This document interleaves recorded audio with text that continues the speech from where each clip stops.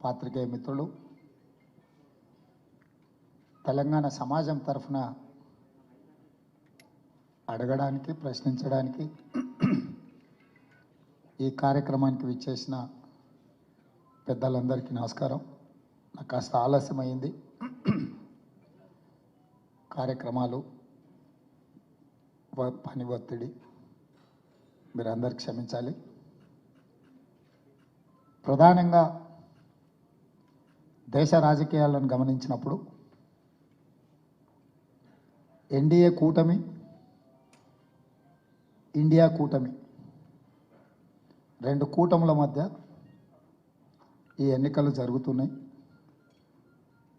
17 సార్లు లోక్సభ ఎన్నికలు జరిగినప్పుడు ఏదో ఒక కూటమి, ఏదో ఒక రాజకీయ పార్టీ అధికారంలోకి రావాలి, సంక్షేమాన్ని అమలు చేయాలి, అభివృద్ధి కార్యక్రమాలు చేపట్టాలి అనే అంశాల ప్రాతిపదికన ఎన్నికలు జరిగినాయి.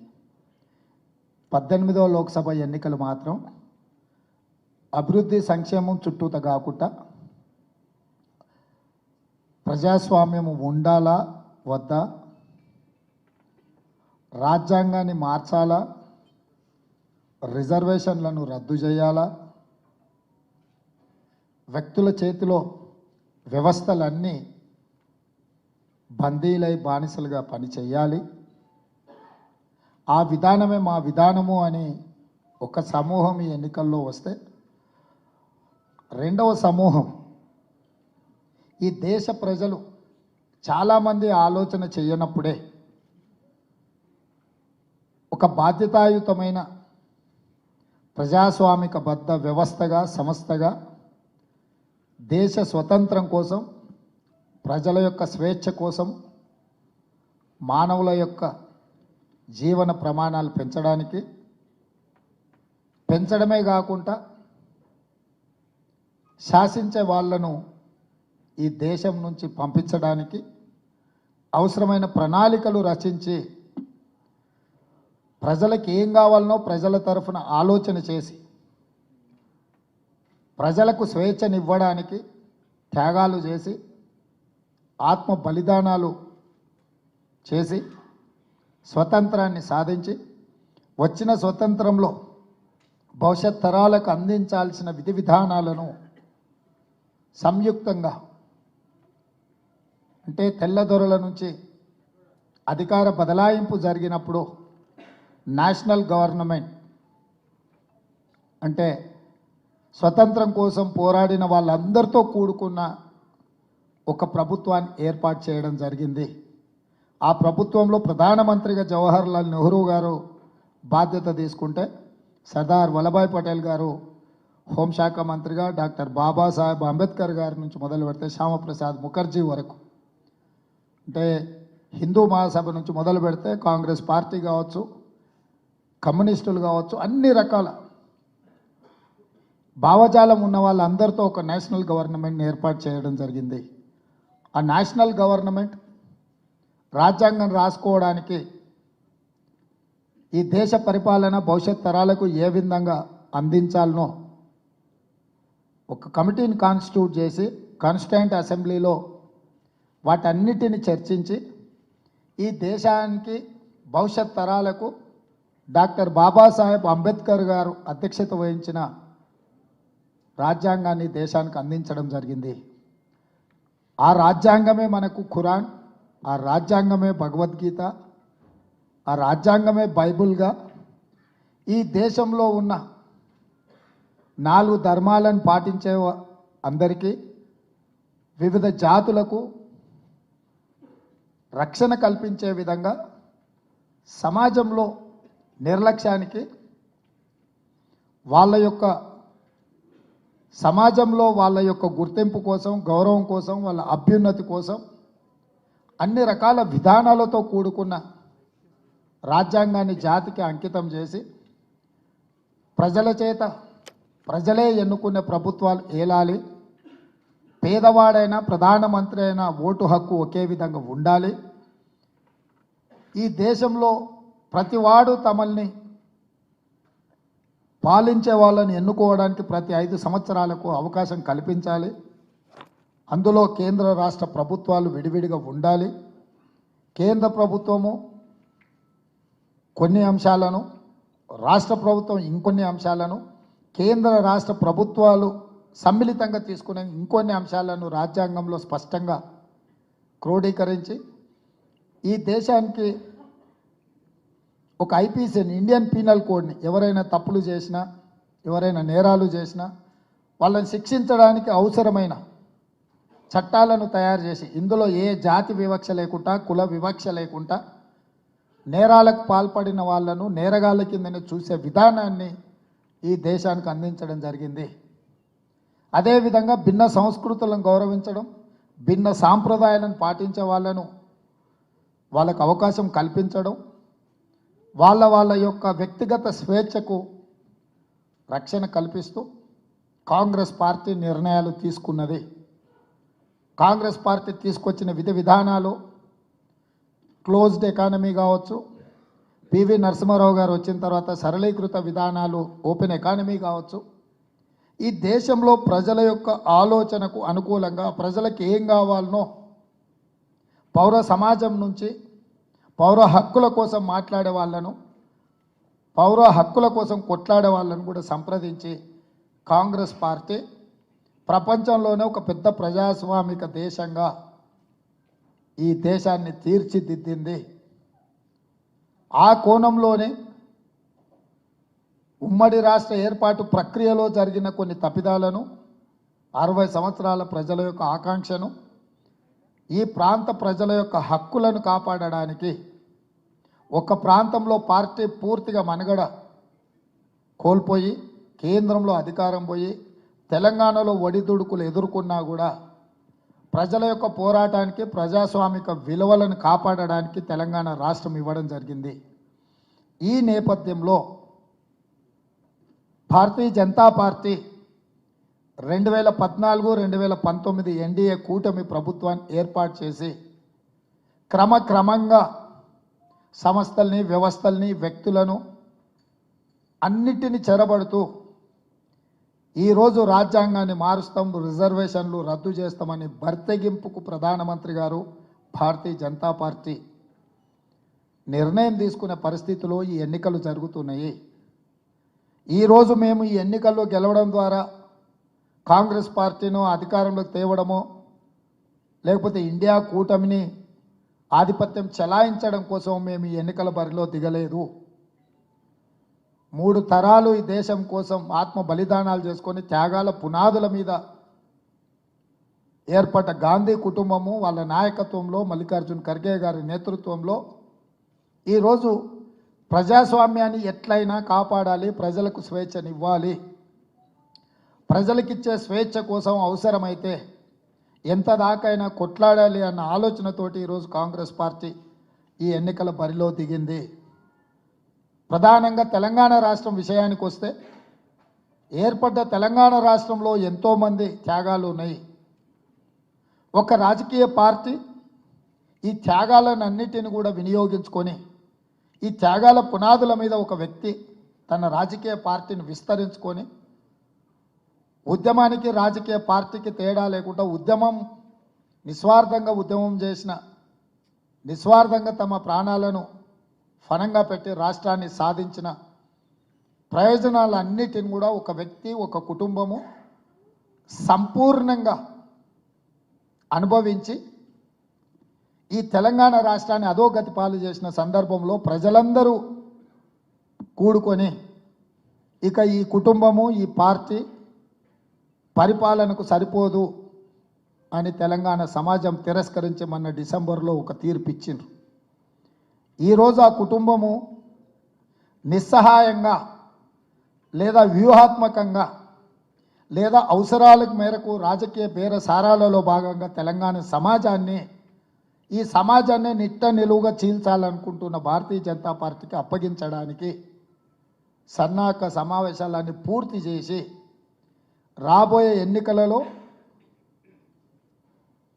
భారతీయ జనతా పార్టీకి రాష్ట్రాన్ని అప్పగించడానికి ఒక కుట్ర జరుగుతుంది.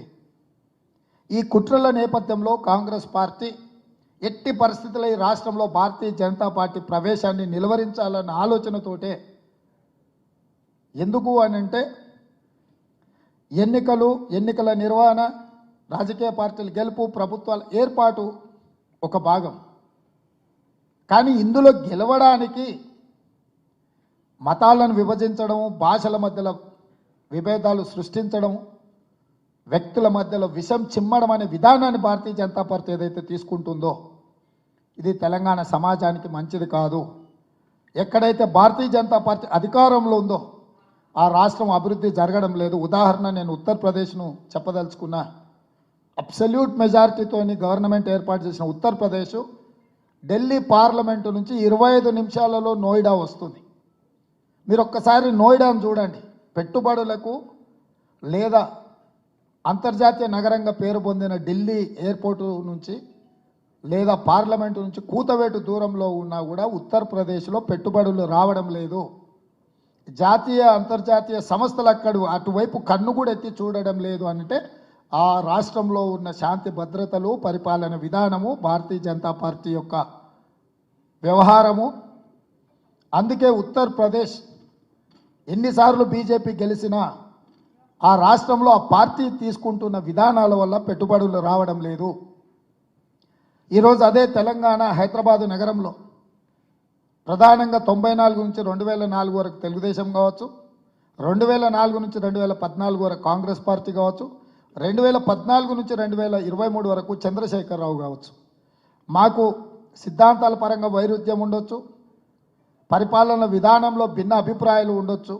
కానీ ఈ ప్రాంతంలో చిచ్చు పెట్టే ఆలోచన చెయ్యకుండా, మతాలను విభజించకుండా, వ్యక్తుల మధ్యలో ద్వేషం రెచ్చగొట్టకుండా పరిపాలన చేసినాం. కాబట్టి ఈ చారిత్రాత్మకమైన హైదరాబాద్ నగరం, తెలంగాణ రాష్ట్రము ప్రపంచానికి పెట్టుబడులకు ఒక డెస్టినీ లాగా, ఒక కేంద్రంగా ఈరోజు అభివృద్ధి చెందుతుంది. హైదరాబాద్ నగరం విశ్వనగరంగా మారడానికి అన్ని అవకాశాలు, వనరులు, చిత్తశుద్ధి, రాజకీయ లక్ష్యము, పరిపాలన సౌలభ్యం ఉన్న తెలంగాణ రాష్ట్రం హైదరాబాద్ నగరం ఒకవేళ బీజేపీ చేతిలోకి పోతే చంద్రశేఖరరావు గారు 10 సంవత్సరాలలో 100 ఏళ్లకు సంబంధించిన విధ్వంసం చేశారు. అది కేవలం ఆర్థికపరమైన కోణంలో. కానీ భారతీయ జనతా పార్టీ ఒకవేళ మాత్రం ఈ రాష్ట్రంలో అడుగు పెట్టినా వేళ్ళూనుకున్నది అని అంటే ఈ సమాజమే నిట్ట నిలువుగా చీలిపోయి మధ్యయుగాల చక్రవర్తుల యొక్క పరిపాలన వస్తుంది. మధ్యయుగాల చక్రవర్తులు ఎట్లయితే నేనే రాజ్యం, రాజ్యమే నేను అనుకునే విధానం ఉంటుందో అధికారాన్ని నిలబెట్టుకోవడానికి భారతీయ జనతా పార్టీ ఎంతకైనా తెగిస్తుంది. ప్రధానమంత్రి నరేంద్ర మోడీ గారు మాట్లాడుతున్న మాటలు ఎన్నికలు వచ్చినప్పుడు వారు ఎట్లా మాట్లాడతారు అనే దానికి 2 ఉదాహరణలు నేను చెప్పదలుచుకున్నాను. 2019 ఎన్నికల సందర్భంలో వారు ఒక తీవ్రమైన ఆరోపణ చేశారు ఆర్థికవేత్త మాజీ ప్రధానమంత్రి మన్మోహన్ సింగ్ గారి మీద. మన్మోహన్ సింగ్ గారు పాకిస్తాన్తో ఒప్పందం చేసుకొని సుపారీ ఇచ్చి ఈ దేశ ప్రధానమంత్రి నరేంద్ర మోడీని హత్య చేయించడానికి కుట్ర చేసిండని వారు చేసిన ప్రధానమైన ఆరోపణ 2019 ఎన్నికలప్పుడు. మన్మోహన్ సింగ్ గారు లాంటి వ్యక్తుల మీద కూడా ఇట్లాంటి తీవ్రమైన ఆరోపణలు చేసిన నరేంద్ర మోడీ గారు ఎన్నికలు అయిన తర్వాత ఎందుకు విచారణ ఇవ్వలేదు? భావోద్వేగాలను రెచ్చగొట్టడం ద్వారా, ఇతరుల మీద బురద జల్లడం ద్వారా రాజకీయ ప్రయోజనం పొందాలి, ఎన్నికల్లో గెలవాలి, దేశం ఏమైనా పర్వాలేదనే విధానము నరేంద్ర మోడీ గారి విధానము.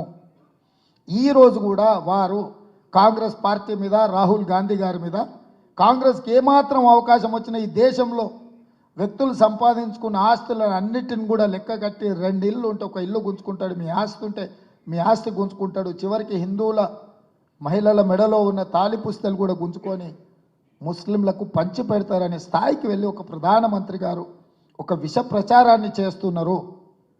ఇది నరేంద్ర మోడీ గారు ఒక వ్యక్తిగా మాట్లాడుతూ ఒక వ్యక్తి అనుకోవచ్చు. ఈరోజు 13 సంవత్సరాలు ముఖ్యమంత్రిగా, 10 సంవత్సరాలు ప్రధానమంత్రిగా చేసి రేపు భవిష్యత్తులో 3వసారి ప్రధానమంత్రి కావాలనుకుంటున్న వ్యక్తి, పార్టీ, కూటమి ఈ రకమైన భావజాలాన్ని, ఈ రకమైన ఆలోచనను ప్రజల మీదలు చొప్పించి ప్రజల మనసుల్లో శాశ్వతంగా విద్వేషాన్ని నింపి ఈ సమాజాన్ని చీల్చిన సమాజంలో ఎన్నికల్లో నెగ్గాలన్న తాపత్రయము ఆలోచన ఈ దేశం యొక్క మనుగడకే ప్రమాదము. భిన్న ప్రాంతాలుగా చిన్న చిన్న సంస్థానాలుగా మళ్ళీ విడిపోవడానికి ఇది దారితీస్తుంది. రాజకీయంగా ఆర్థికంగా అభివృద్ధి పరంగా దక్షిణ ఉత్తర భారతదేశాల మధ్యలో అంతరం పెరుగుతుంది. ఉదాహరణకు గుజరాత్లో 26 ఎంపీలు ఉంటే గుజరాత్కి 7 మంత్రి పదవులు తీసుకున్నాడు. ఉత్తరప్రదేశ్కు 12 తీసుకున్నాడు. ప్రధానమంత్రి, రక్షణ శాఖ మంత్రి, ఆర్థిక మంత్రి నుంచి మొదలు పెడితే అన్ని కీలకమైన శాఖలు వాళ్ళే తీసుకున్నారు. అదేవిధంగా తెలంగాణకు వచ్చినప్పుడు లేదా తెలుగు రాష్ట్రాలకు వచ్చినప్పుడు ఈ దేశంలో అధికం మాట్లాడే భాష హిందీ, రెండవ అత్యధిక ప్రజలు మాట్లాడే భాష తెలుగు. తెలుగు భాష మాట్లాడే లోక్సభ సభ్యులు 42 మంది, రాజ్యసభలో 18 మంది, 60 మంది తెలుగు భాష మాట్లాడే ప్రజాప్రతినిధులు ఈ ప్రాంతం నుంచి ఉన్నప్పుడు ఒక మంత్రి పదవి ఇచ్చిండు. ఈరోజు ఈ ప్రాంతం నుంచి కేంద్ర ప్రభుత్వానికి చెల్లించే పన్నులో ₹1 మనం చెల్లిస్తే 43 పైసలు మనకు వస్తుంది. బీహార్ నుంచి ₹1 చెల్లిస్తే ₹7.06 బీహార్కు పోతుంది. రాబోయే రోజుల్లో నియోజకవర్గాల పునర్విభజన ఒక ప్రమాదము, మెడ మీద కత్తి వేలాడుతుంది. నియోజకవర్గాల పునర్విభజన ఇప్పటి టర్మ్స్ ఆఫ్ రెఫరెన్స్ జనాభా ప్రాతిపదికన విభజిస్తారు. ఆనాడు ప్రధానమంత్రులు పాలకులు ఇచ్చిన పిలుపు మేరకు దక్షిణ భారతదేశం ఫ్యామిలీ ప్లానింగ్ ద్వారా జనాభా నియంత్రణ చేయడం ద్వారా ఈ ప్రాంత జనాభా తగ్గింది, ఉత్తర భారతదేశంలో జనాభా పెరిగింది. జనాభా ప్రాతిపదికన నియోజకవర్గాల పునర్విభజన జరిగితే ఇక మన మనుగడ, మన ఉనికి, మనం ఎవరం ఢిల్లీలో ప్రాతినిధ్యం వహించే పరిస్థితి ఉండదు. కానీ అదే కాంగ్రెస్ ఆనాడు అధికారంలో ఉన్నప్పుడు ప్రధానమంత్రి ఉత్తర భారతదేశానికి తీసుకుంటే రాష్ట్రపతి దక్షిణ భారతదేశానికి ఇచ్చేది. రాష్ట్రపతి ఒకవేళ ఇక్కడ ఉంటే ఉపరాష్ట్రపతిని ఇతర ప్రాంతాలకు ఇచ్చేది. శాఖలలో కూడా ప్రధానమైన 10 శాఖలలో సౌత్కు 4 ఇస్తే నార్త్కు 6 తీసుకునే వాళ్ళు. ప్రధానమంత్రి వాళ్ళు తీసుకుంటే కనీసం హోంశాఖ కానీ, డిఫెన్స్ లాంటి, రైల్వే లాంటి, అర్బన్ డెవలప్మెంట్ లాంటి, ఆర్థిక శాఖ లాంటి శాఖల్ని దక్షిణ భారతదేశానికి ఇచ్చేవాళ్ళు. ఈరోజు ఆ సమతుల్యత లోపించింది. ఈ సమతుల్యత లోపించడానికి 1 నేషన్ 1 ఎలక్షన్ అనే స్లోగన్ కానీ, 1 nation 1 election 1 person, the person is Narendra Modi. Person centric politics ఈ దేశంలో ప్రధానంగా ఇప్పుడున్న భారతీయ జనతా పార్టీ విధానంలో ఈ దేశానికి తీరని నష్టాన్ని చేకూర్చబోతున్నాయి. అత్యంత ఈ కీలకమైన సందర్భంలో ఇండియా కూటమి వర్సెస్ ఎన్డీఏ కూటమి ఎన్నికలు జరుగుతున్నాయి. ఈ ఎన్నికల్లో ప్రజలు, విఘ్నులు, పౌర హక్కుల సంఘాల కోసం మాట్లాడేవాళ్ళు, ప్రజాస్వామ్యాన్ని రక్షించాలని ప్రజాస్వామిక ప్రేమికులందరూ కూడా చైతన్యంతో కదలాల్సిన అవసరం ఉన్నది. అవగాహన కల్పించాల్సిన బాధ్యత ఉన్నది. పోలింగ్ బూత్లోకి వెళ్ళి ఓటు వేయాల్సిన అవసరం ఉన్నది. శనివారం ఆదివారం హాలిడే వచ్చింది, సోమవారం కూడా హాలిడే అని 3 రోజులు కుటుంబంతో విహారయాత్రలకు వెళ్తే మన మనుగడనే ప్రమాదానికి దారి తీస్తుంది. కాబట్టి ఇది అందరం సామాజిక బాధ్యతగా ఈ సమాజాన్ని కాపాడుకునే వ్యక్తులుగా మన బాధ్యతలు నిర్వహించడమే కాకుండా ఇక్కడ ఉన్న పాత్రికేయ మిత్రులందరూ కూడా నా విజ్ఞప్తి, ఈ ఎన్నికలు మన మనుగడనే ప్రశ్నించే ఎన్నికలు. ఈ ఎన్నికల్లో 4th ఎస్టేట్ అయిన మీడియా కూడా తమ బాధ్యతలు నెరవేర్చకూడదా, కనుసైగలతోనే పని చేయాలనా అనే పరిస్థితిని కల్పించే ఎన్నికలు. అందుకే మీరు కూడా కొంత కష్టమైన కొంత నష్టమైన వ్యవస్థ కోసం, ఈ సమాజం కోసం, ఈ దేశం కోసం ఒక అడుగు ముందుకు వేయాలి. ఆనాటి సోయబుల్లా ఖాన్ గారు కావచ్చు, సూరవరం ప్రతాప్ రెడ్డి గారు కావచ్చు, మహామహులు స్వతంత్రం కోసం గలం విప్పిన వాళ్ళు, కలం పట్టిన వాళ్ళను స్ఫూర్తిగా తీసుకోవాల్సిన అవసరం ఆ పాత్రికేయ మిత్రులకు మనందరికి కూడా ఉన్నది. ఆ దిశగా కదులుదామని, ఆ దిశగా ప్రయత్నం చేస్తున్న కాంగ్రెస్ కూటమికి మీ అందరి వైపు నుంచి సహకారం ఉండాలి అని బీజేపీ అధికారంలోకి రావడం అది ఏదో మొత్తం దేశాన్ని వాళ్ళకి అప్పగిచ్చినట్టు, ఈ దేశంలో ఏ ప్రయోగమైనా మేము చేస్తామని ఏదైతే ఆలోచన చేస్తుండ్రో ఈ విధానం అన్ని వ్యవస్థలని విధ్వంసం చేయడానికి ఉపయోగపడుతుంది.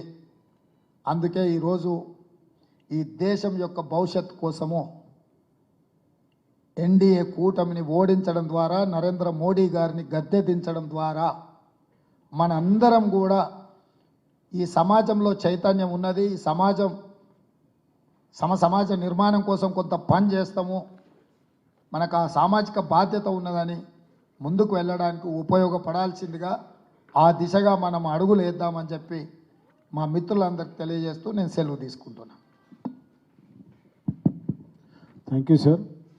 రిక్వెస్ట్ కె శ్రీనివాస్ గారు టు కండక్ట్ ద షో.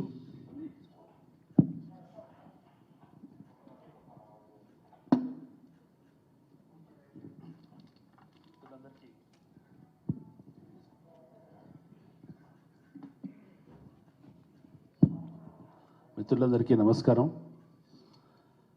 ఇంకా ఎన్నికల ప్రచారం ఇంకా ఒక రోజు కంటే తక్కువే ఉంది గడువు. ఒక 72 గంటలకు మన పోలింగ్ కూడా అయిపోతుంది. మన మధ్య గౌరవనీయ తెలంగాణ ముఖ్యమంత్రి రేవంత్ రెడ్డి గారు ఉన్నారు. ఆయన ముఖంలో అలసట కనిపిస్తుంది, కానీ ఆ గొంతులో ఆ నిశ్చయం అనేది మనం గమనించవచ్చు. అన్ని నియోజకవర్గాల్లో 2 సార్లు 3 సార్లు 4 సార్లు కూడా పదే పదే పర్యటించి సుడిగాలులాగా తిరుగుతున్నారు. 4 నెలల క్రితం 5 నెలల క్రితం జరిగిన ఎన్నికల్లో తెలంగాణ ప్రజలు తీసుకున్న ఒక నిర్ణయం వల్ల రేవంత్ రెడ్డి గారు తెలంగాణ ముఖ్యమంత్రి అయ్యారు. ఆ నిర్ణయాన్ని తీర్చిదిద్దడంలో కూడా ఆయన చాలా పాత్ర వహించారు. దాని తర్వాత ఆయన ఎన్నికల వాగ్దానాలు నెరవేర్చడానికి సమయం చాలా తక్కువగా ఉండింది. వెంటనే పార్లమెంట్ ఎన్నికలు వచ్చినాయి. ఇది చాలా కొత్త సన్నివేశం. అప్పుడు ఒక 10 సంవత్సరాల పాటు పాలించిన పార్టీని ఎదిరించడం ఒకటైతే, ఇప్పుడు 10 సంవత్సరాల పాటు దేశ స్థాయిలో పాలించిన పార్టీని ప్రత్యర్థిగా ఎదుర్కోవడం ఒక పద్ధతి. మొదట్లో బీఆర్ఎస్కి వ్యతిరేకంగా మాత్రమే విమర్శలు సంధిస్తున్నట్టు కనిపించిన రేవంత్ రెడ్డి గారు తర్వాత క్రమంగా బీజేపీ వైపు తన విమర్శనాస్త్రాలను సంధించడం మొదలుపెట్టారు. నరేటివ్ని తీర్చిదిద్దారు. కొత్త సింబల్స్ కూడా మన దగ్గర తీసుకొచ్చారు. ఇప్పుడంతా కూడా ఎవరు కనపడినా దేశవ్యాప్తంగా ప్రశ్న ఏంటంటే, మీ 17లో ఎవరికి ఎన్ని వస్తాయి, 12 ఎవరికి వస్తాయి, 5 వరకు వస్తాయి, 4 వరకు వస్తాయి, 10 వస్తాయా, 8 వస్తాయా, రకరకాల చర్చలు నడుస్తున్నాయి. ఎవరు కాంగ్రెస్ తర్వాత ద్వితీయ స్థానంలో ఎవరు ఉంటారు, ద్వితీయ స్థానంలో ఎవరు ఉండటాన్ని కాంగ్రెస్ ఇష్టపడుతుంది, 3 పార్టీల్లో ఒకడు ఈ ఎన్నికల తర్వాత ఉంటారా, వెళ్ళిపోతారా, ఇటువంటి ఆసక్తికరమైన చర్చలకు ఈ ఎన్నికలు తెరలేపాయి. దాంతోపాటు దేశవ్యాప్తంగా కూడా ఇప్పుడు ఫలితాలు ఎట్లా ఉంటాయనే ఉత్కంఠ పెరుగుతున్న సమయంలో ఆ దేశవ్యాప్తమైన పరుగులో, ఆ రేసులో తెలంగాణను కూడా భాగం చేశారు రేవంత్ రెడ్డి గారు. ఇప్పుడు ఆయన మనం అడిగి తెలుసుకోవాల్సిన విషయాలు చాలా ఉన్నాయి. మిత్రులు క్లుప్తంగా సూటిగా ప్రశ్నలు అడగండి. మొదటి ప్రశ్న మిత్రులు నగేష్ గారు, గౌరీశంకర్ గారు. నేను గౌరీశంకర్ సార్. మీరు ముఖ్యమంత్రి గారు మాట్లాడుకుంటా సౌత్ నుంచి ఫండ్స్ అంతా నార్త్కి వెళ్తూ ఉన్నాయన్నారు. కానీ మరి ప్రధానమంత్రి పబ్లిక్ మీటింగ్లో ఆర్ఆర్ ట్యాక్స్ మళ్ళీ స్టార్ట్ అయిపోయింది అంటే ఇండైరెక్ట్లీగా మన డబ్బులని ఢిల్లీ కాంగ్రెస్ హైకమాండ్కి పంపిస్తూ ఉన్నారని, దాని మీద రియాక్షన్? గౌరీశంకర్ గారు చాలా మంచి ప్రశ్న అడిగినారు. నేను నిన్న మొన్న 3 రోజుల నుంచి ఒక అంశాన్ని ప్రస్తావిస్తున్నా పదే. 2019లో ఎలక్టోరల్ బాండ్స్ వచ్చినాయి. సుప్రీంకోర్టు ఎలక్టోరల్ బాండ్స్ రద్దీ చేసేటప్పటికి 22,500 కోట్ల రూపాయలు ఎలక్టోరల్ బాండ్స్ కొన్నారు.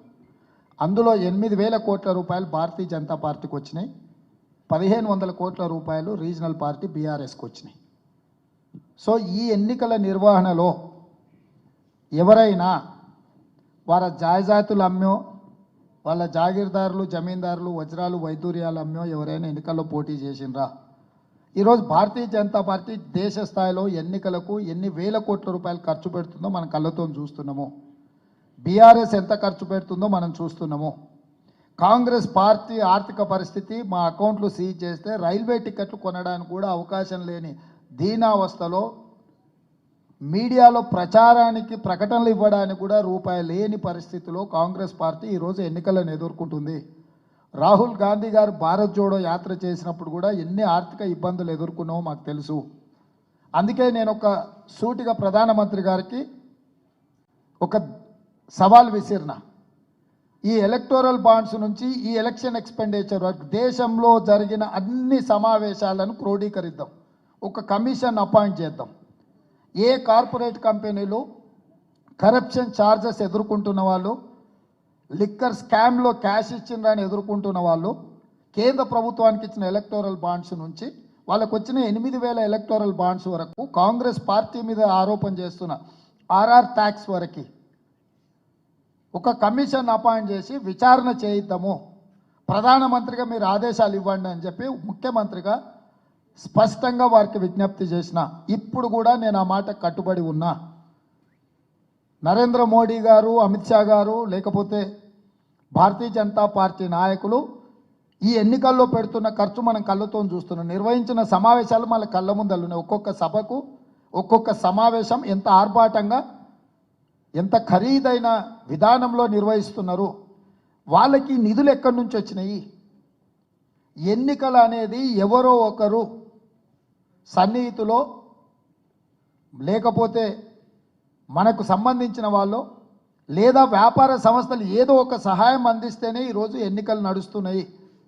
ఏ నాయకుడైనా ఎన్నికల ముందల ఆస్తులు అమ్మి ఖర్చు పెట్టిన వాళ్ళు ఎవరున్నారో 1-2% ఎవరైనా ఉండొచ్చు. 95% ఇతరులు ఇచ్చే నిధుల మీదనే ఎన్నికల్లో పోటీ చేస్తున్నారు. పార్టీలు సభలు సమావేశాలు పెడుతున్నారు.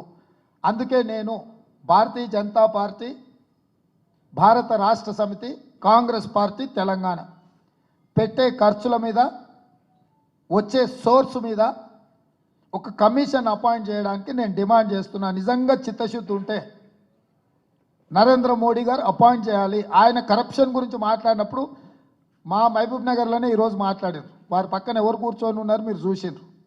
మా జిల్లాలో దొంగసార అమ్మేటోళ్ళు, కల్తీ కళ్ళు అమ్మేటోళ్ళు, కాంట్రాక్టులు చేసేటోళ్ళు, క్రషర్ మిషన్ల నుంచి, వైన్ షాప్ల నుంచి వసూళ్లు చేసేటోళ్ళు, అంటే వాళ్ళ పేరు చెప్తేనే దొంగలు కూడా భయపడే అట్లాంటి వాళ్ళని పక్కన కూర్చోబెట్టుకొని వారు నా గురించి మాట్లాడుతున్నారు. నేను వచ్చి 100 రోజులు అయింది.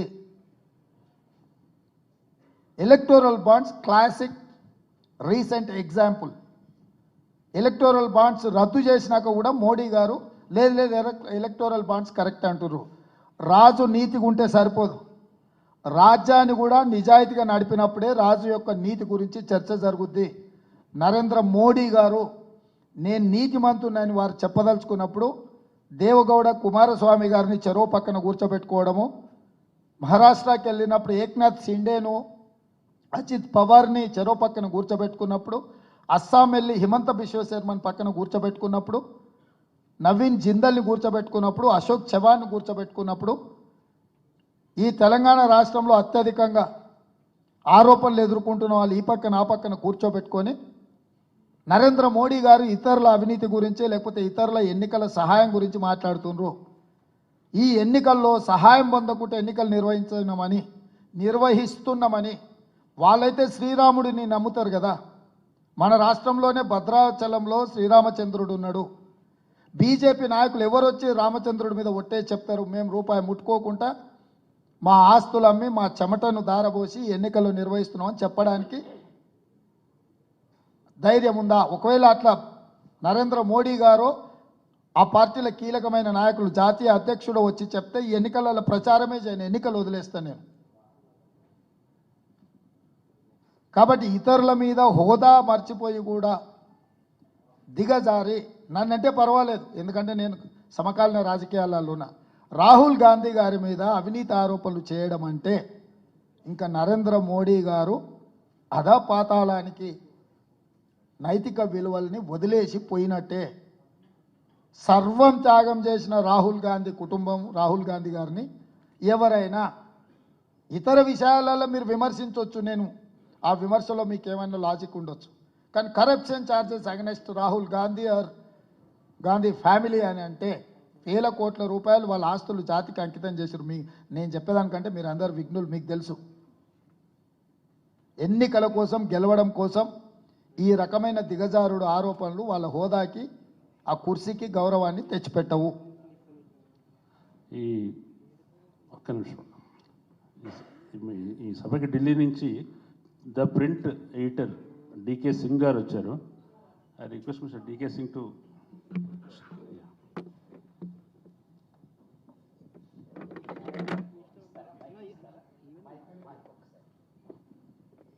I have one question to you, Mr. Modi. Between Narendra Modi and KCR, who is a tougher opponent to you?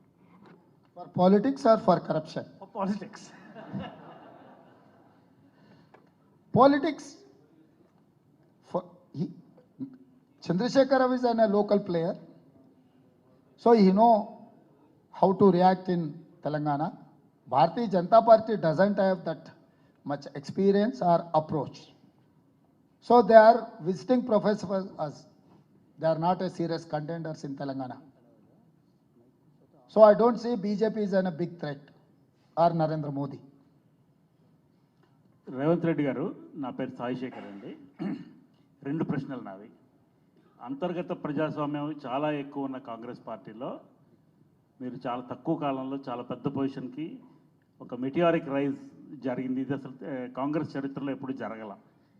ఏంటి మీ విజయ రహస్యం? Question number 1.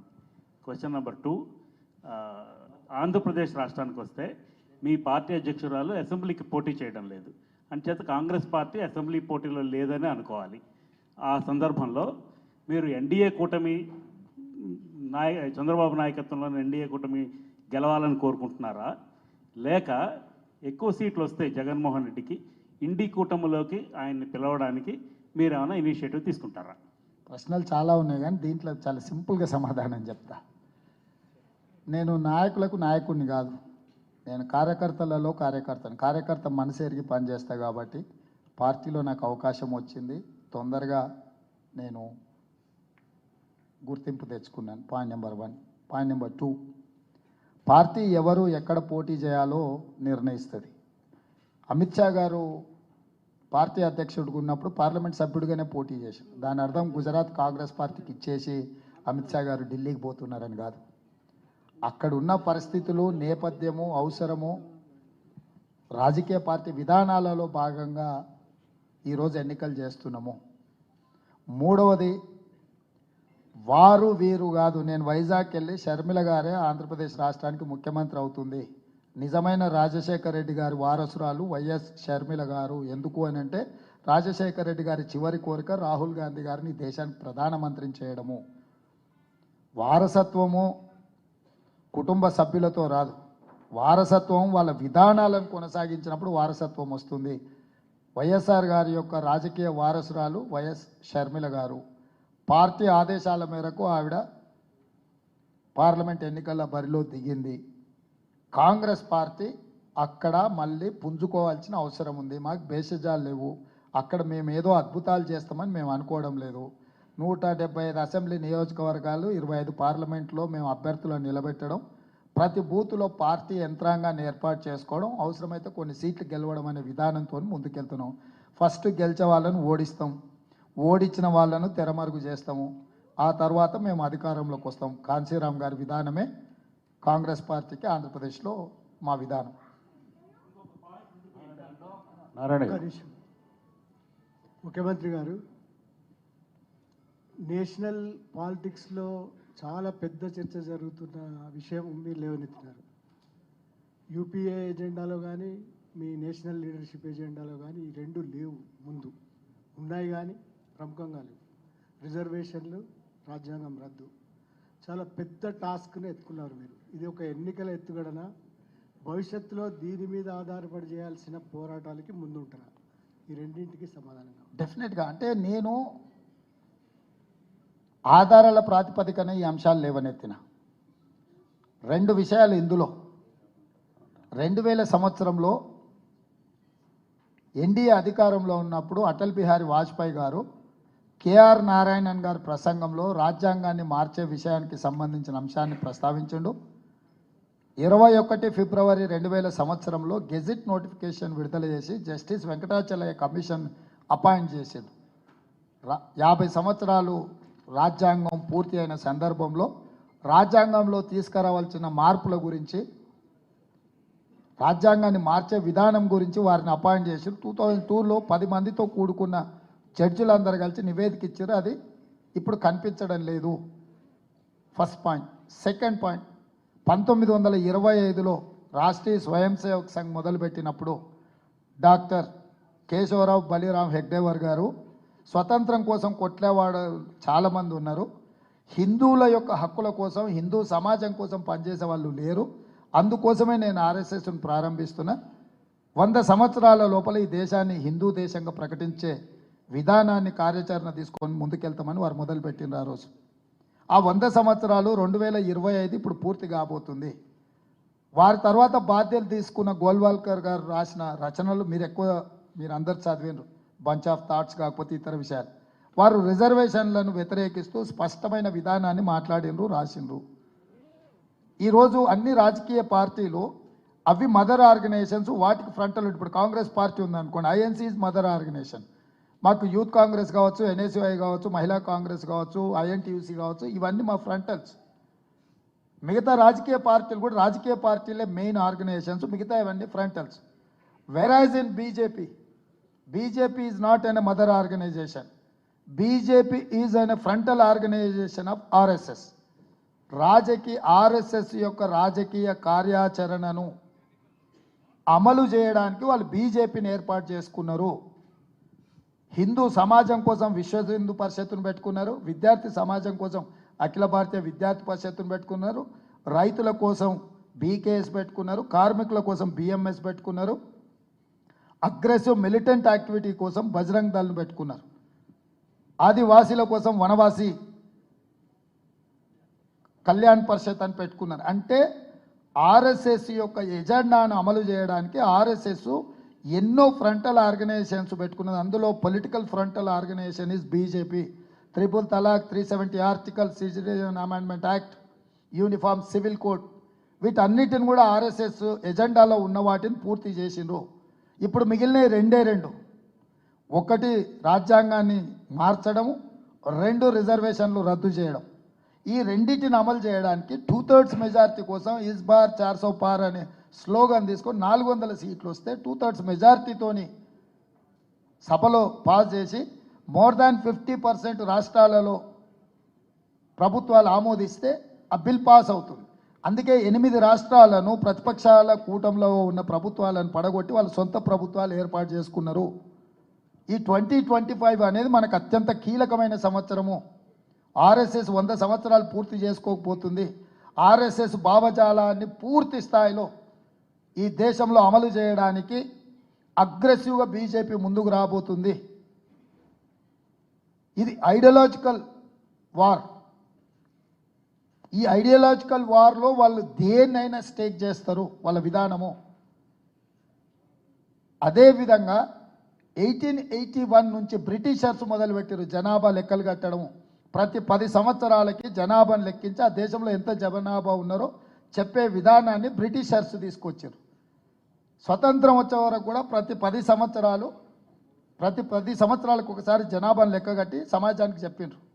స్వతంత్రం వచ్చిన తర్వాత కూడా, రాజ్యాంగం వచ్చిన తర్వాత కూడా మనం అదే విధానాన్ని లెక్కించినము. కాంగ్రెస్ అధికారంలో ఉన్నప్పుడు 2011లో కూడా మనం జనాభాను లెక్కించినము. నరేంద్ర మోడీ గారు ప్రధానమంత్రి అయిన తర్వాత 2021లో జనాభా లెక్కలు జరగలేదు. జనాభా లెక్కలతో పాటు కులగణన జరగాల్సిందని కాంగ్రెస్ పార్టీ డిమాండ్ చేసింది. ఈరోజు ఎందుకు భారతీయ జనతా పార్టీ జనాభా లెక్కలు లెక్కించలేదు?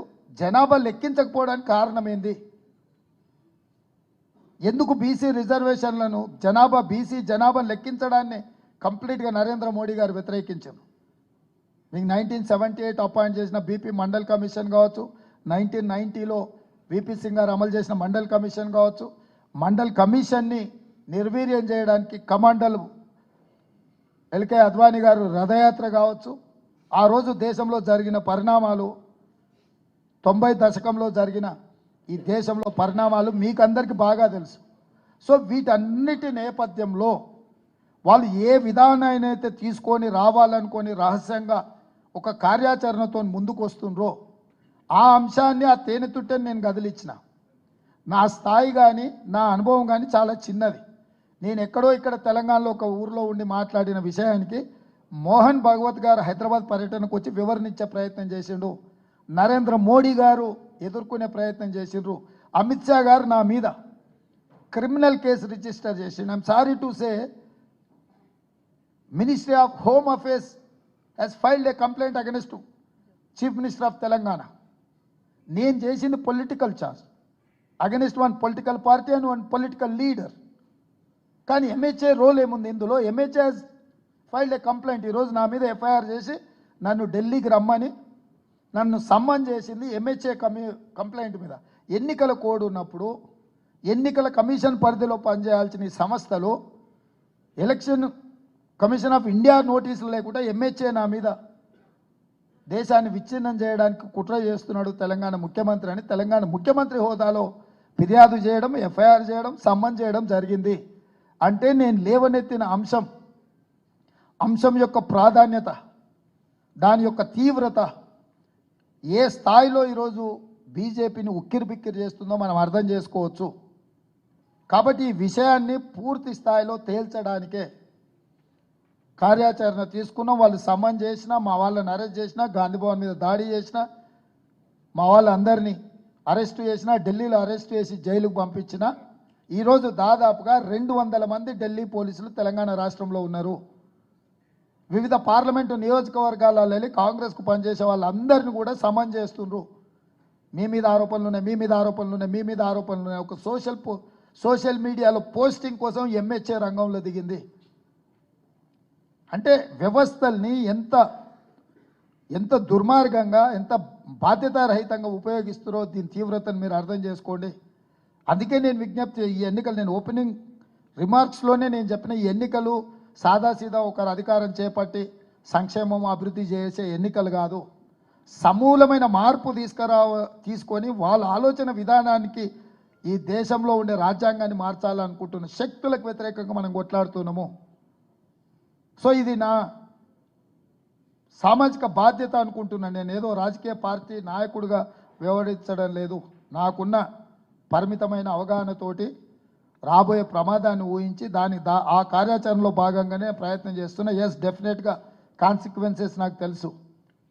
మీరు ఏ ఎన్నికలైనా మోడీ గారు, అమిత్ షా గారు ఇన్నిసార్లు every alternate day Modi or Amit Shah తెలంగాణకు వస్తున్నారు. స్ట్రైట్గా టార్గెట్ చేసి మాట్లాడుతున్నారు. ఏఐసిసి ప్రెసిడెంట్ను కానీ ఏఐసిసి లీడర్స్ని కూడా టార్గెట్ చేయట్లేదు. యాజ్ ఎ ఇండివిజువల్ నా మీదనే ఫోకస్డ్గా మాట్లాడుతున్నారు అని అంటే నేను లేవనెత్తిన అంశం అనేది వాళ్ళకు ఇబ్బందికరంగా మారింది. ఇది మన అందరి బాధ్యత దీన్ని ఎదుర్కోవాలనుకుంటే. Sir, Sir, Mr. Reddy, you surely have shaken them, so they are targeting you like this, I would say. But I had a very simple question for you. Should there be a retirement age for the Prime Minister? And the second question is that Economic Advisory Council of the Prime Minister has submitted a paper saying minorities are very well protected in India, whereas your party has been asking for caste and caste census and other things. I would like your views on these two. Sorry, come again, first question. What is First, should there be a retirement age for the Prime Minister? Yeah, actually, he has decided 75 years age for retirement in Bharatiya Janata Party as an elected representative. That is how he has forcefully taken a decision against L.K. Advani, Murali Manohar Joshi ji, and senior more leaders. Now, Narendra Modi ji is crossing 74 years. One more year is there. Just I wanted to pose the same question to Narendra Modi ji. Are you ready to retire at the age of 75 years? Where he has laid down this rule. And second thing, economic policies. Just I wanted to remind you one thing. 1947 to till 2014, 14 prime ministers, almost more than 67 years, they have borrowed 55 lakh crores. Only one Narendra Modi from 2014 to 2024, he has borrowed 113 lakh crores, single person. He has ruined this country. So country is facing a crisis. So he has to take responsibility. So whatever he is submitting documents, I'm not going to believe on those documents. Why? Because he can go any level to win election. He doesn't have that much integrity or credibility. Sir CM sir senior Revanth Reddy సంపాదకులు colleagues, मैं सुरेखा बोल